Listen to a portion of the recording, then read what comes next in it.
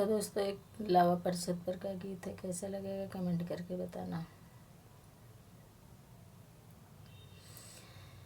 लौआ परिछला भैया शुभ दिन आइला हो, लौआ परिछला भैया शुभ दिन आइला हो, यब बहिना हो जइहा पराया मोरे भैया हो, यब बहिना हो जइहा पराया मोरे भैया हो।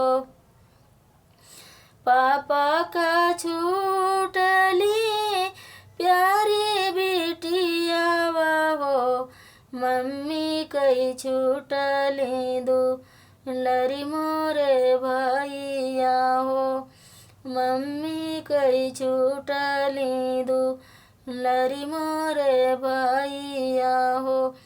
लौआ परिछला भैया शुभ दिन आइला हो, लौआ परिछला भैया शुभ दिन आइला हो, यब बहिना हो जइहा पराया मोरे भैया हो।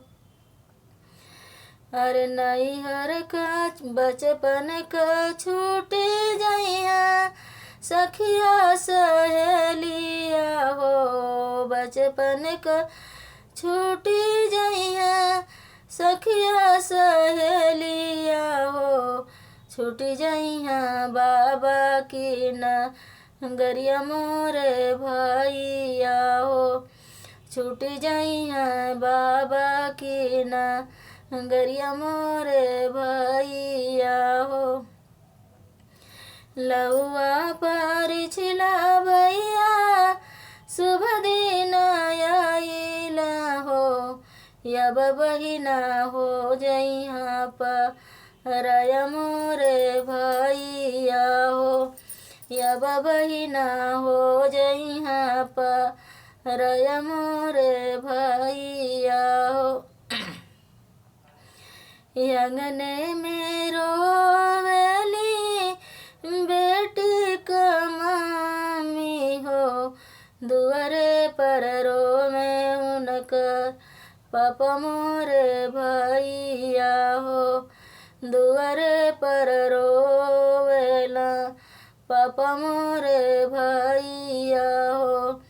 डोलिया पकड़ के रोवे बहिनिया हो, डोलिया पकड़ के रोवे बहिनिया हो, यब बहिना भइली पराया मोरे भैया हो, यब बहिना हो जइहा पराया मोरे भैया हो। लौआ परिछला भैया शुभ दिन आइला हो, यब बहिना हो जइहा पराया मोरे भैया हो, यब बहिना हो जइहा पराया मोरे भैया हो। अरे डोलिया पकड़ के रोवे बीराना हो, डोलिया पकड़ के रोवे बीराना हो, बहिना कई दे विदाई मोरे भैया हो, बहिना करेला विदाई मोरे भैया हो।